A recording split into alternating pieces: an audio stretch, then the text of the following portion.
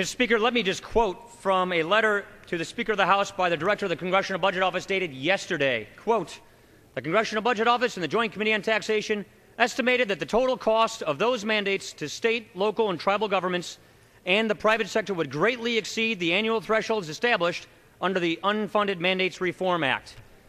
Mr. Speaker, this bill is the mother of all unfunded mandates. There are mandates on states.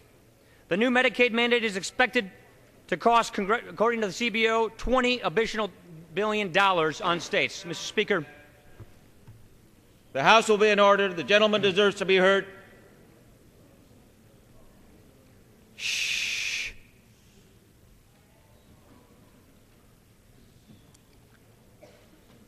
The gentleman may continue.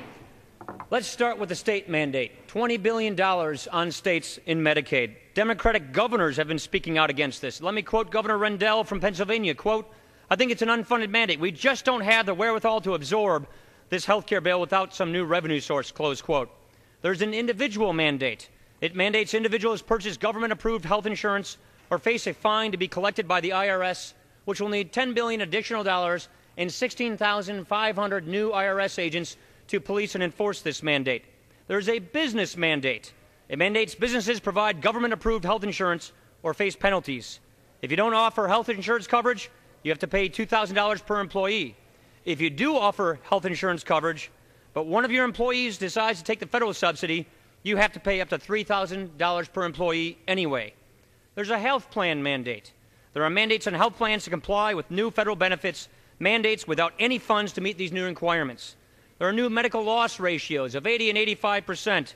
This hardly jives with the notion if you like what you want, you can keep it, because millions of Americans will exactly lose just that. There's a provider mandate. This mandates many healthcare providers must actually provide exactly what Washington says. They're forced to take unilateral reimbursement cuts from the new Independent Payment Advisory Board. Mr. Speaker, at this time, I want to elaborate quite a bit more, but I will reserve the balance of my time. The gentleman reserves the balance of his time. Mr. Speaker, let's look at the fiscal consequences of this bill.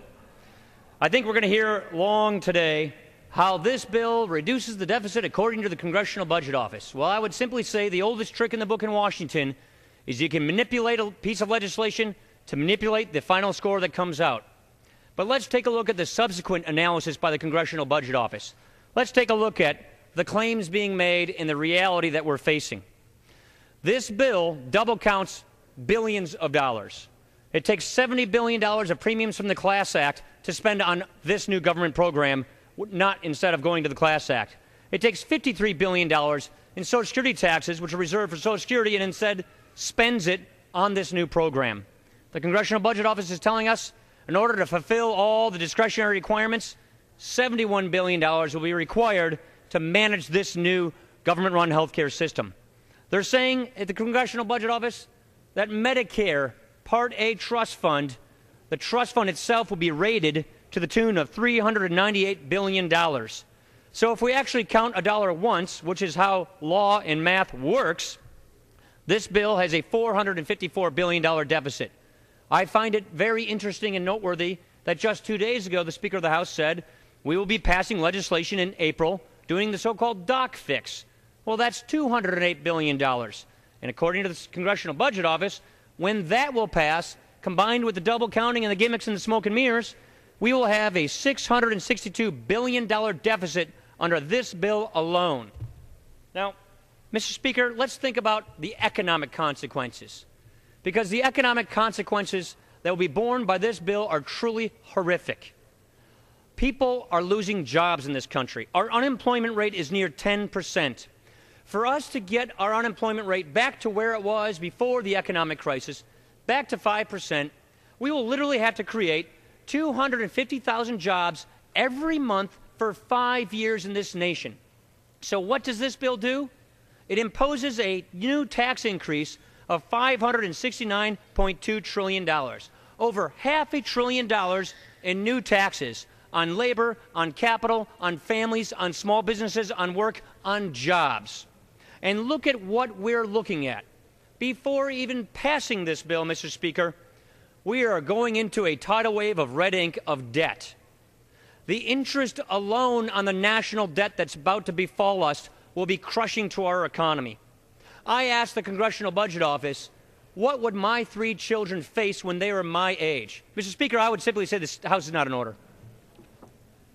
Gentleman is correct. The gentleman deserves to be heard. I ask all members and staff to take their conversations off the floor. Shh.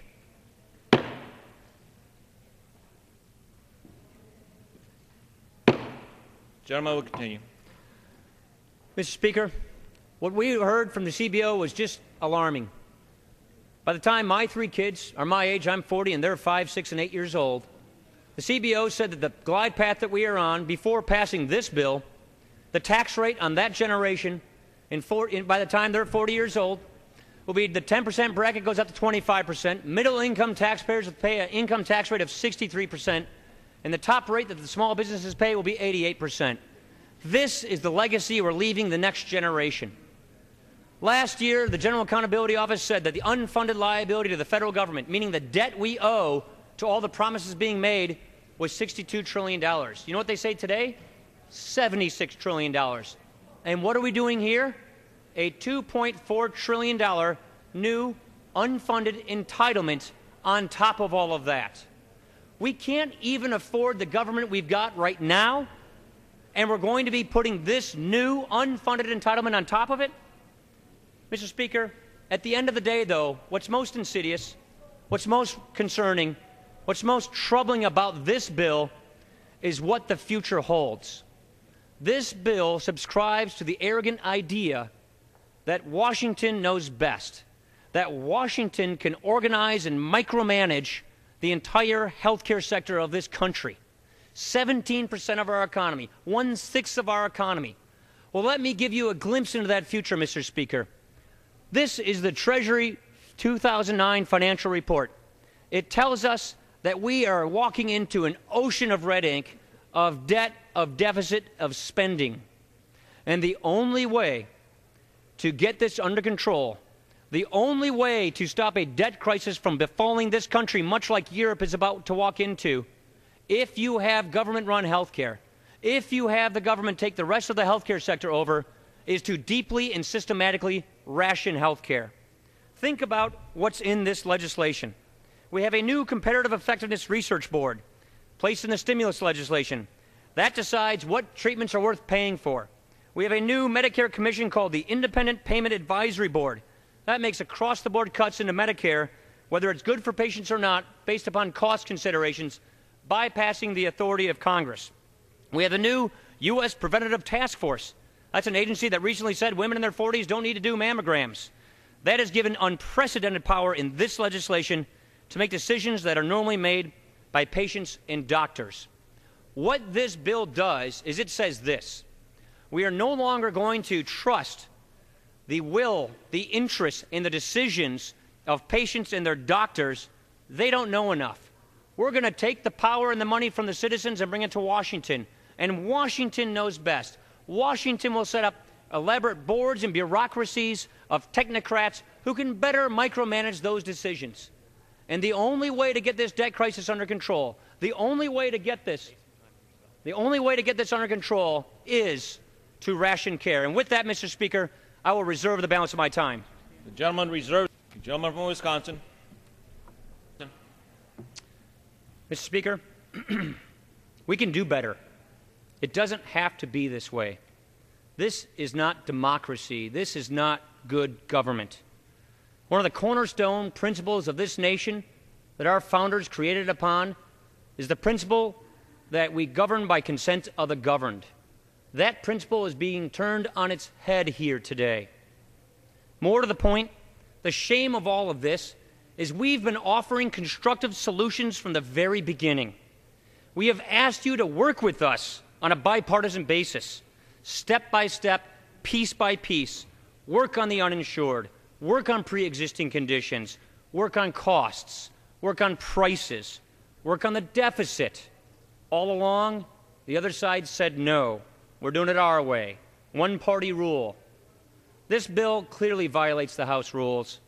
We shouldn't be waiving our own rules and imposing these costly mandates. We're going to hear many emotional appeals today. Let me tell you a little bit about my own. I've got the best mother-in-law a man could ever ask for. She's 5 years into facing stage 3 ovarian cancer, and she's still fighting it because of a drug called Avastin that's keeping her alive. Well, if she was a British citizen, she wouldn't have it, because they deny this drug to their cancer patients. We're setting up the identical same bureaucracies they have there here. This bill explodes the deficit, it explodes the debt, and the only way to fix it is to put that kind of rationing in place. That is not what our government should be doing. This bill is a fiscal Frankenstein. It's a government takeover. It's not democratic. Mr. Speaker, my colleagues, it is not too late to get it right. Let's start over. Let's defeat this bill.